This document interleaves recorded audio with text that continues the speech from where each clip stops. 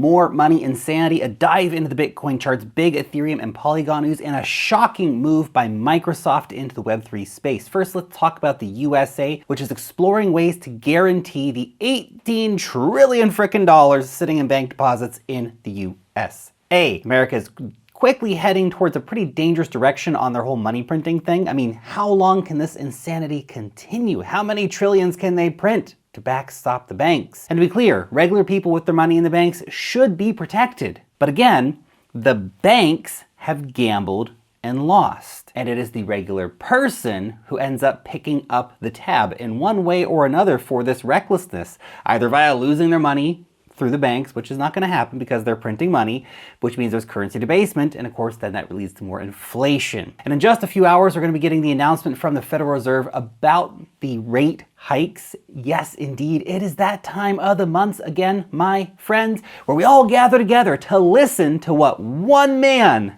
has to say, and he's going to tell us what's going to happen to the funny money. Meanwhile, Bitcoin just keeps making blocks dependable, reliable. Now, here are the likely scenarios from the Federal Reserve's announcement. So if we get a 50 basis point hike, then expect chaos, because right now the market is not expecting that at all. If we get a 25 basis point hike, probably not such a big deal. Market's pretty much expecting this to happen.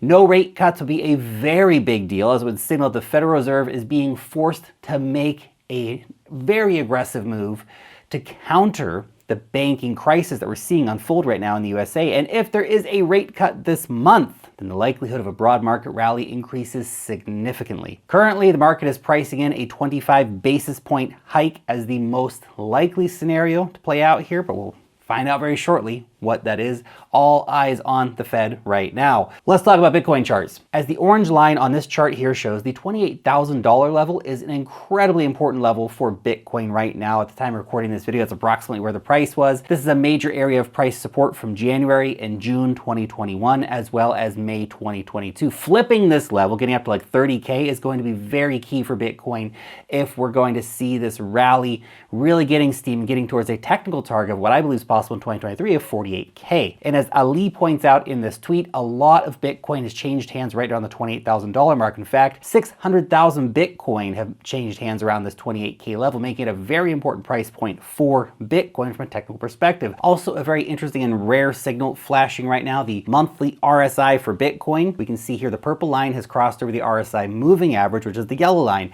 Now, every time we've had this happen before, there has been a massive rally for Bitcoin. The only exception to that being January 2020's crossover, which was very quickly derailed by the whole COVID thing that happened, right? Every other one has resulted in a major rally for Bitcoin. So is this time going to be different, or is the banking crisis a COVID-like black swan event that will derail this particular one? Also, I want to share two very interesting data points with you here. First, that last week's candle close for Bitcoin was actually the third biggest weekly candle in 5 freaking years. The last two times we had such a big move for Bitcoin was the start of the 2019 rally and in 2021 as Bitcoin is closing in on its new market highs. Interesting. This next piece also blew my mind. Now, if you had started dollar cost averaging from the very top of the market at 69K back in 2021, you bought literally the exact top. You were that guy. And if you consistently bought every single week since that time, you would currently be up 10%. That's pretty cool. That's the power of dollar cost averaging. Now, before we get into the big Ethereum news, the big Polygon news, the Microsoft news,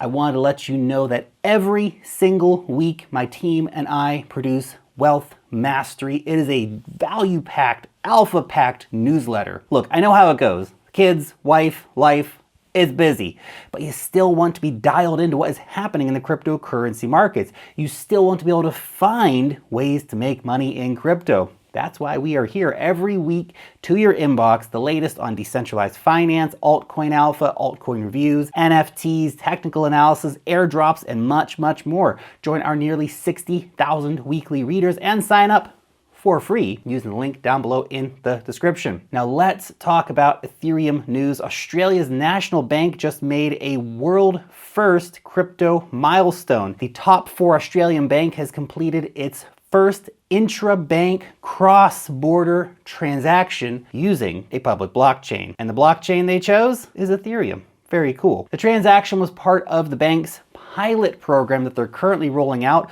for its Australian dollar-backed stablecoin. Transaction itself involved deploying smart contracts for actually seven different fiat currencies to demonstrate the potential for reducing cross-border settlements. Of course, this is a big use case for stablecoins, getting those settlements down from days to minutes, right? Gonna change everything, the way that remittances work. This is a world-first cross-border stablecoin transaction made by a major financial institution on a public layer 1 blockchain. It's big news, as well as the Australian dollar-backed stablecoin that the bank is bringing out. The bank also plans to enable transactions for a wider range of currencies, including the New Zealand dollar, the Singapore dollar, the US dollar, as well as the euro, the Japanese yen, and the British pound. Basically all of the most popular Forex pairs in the world. Next, let's talk about Polygon. So Polygon's ZK EVM mainnet beta launch is less than a week away, and the first big partnership has been announced for this launch. Yes, that's right.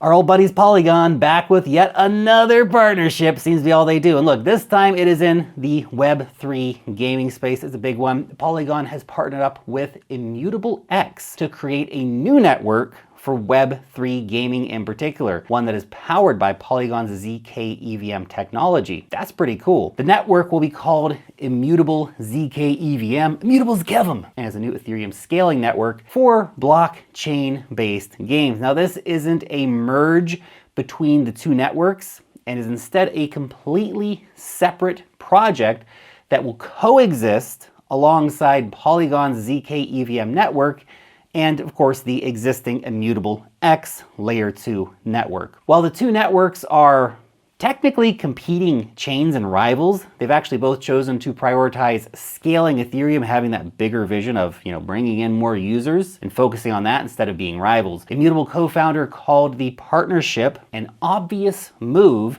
and he explained that for us, this is the end game. This is how the next billion users will be onboarded into the Web3 space. Nice. And this next story, super massive.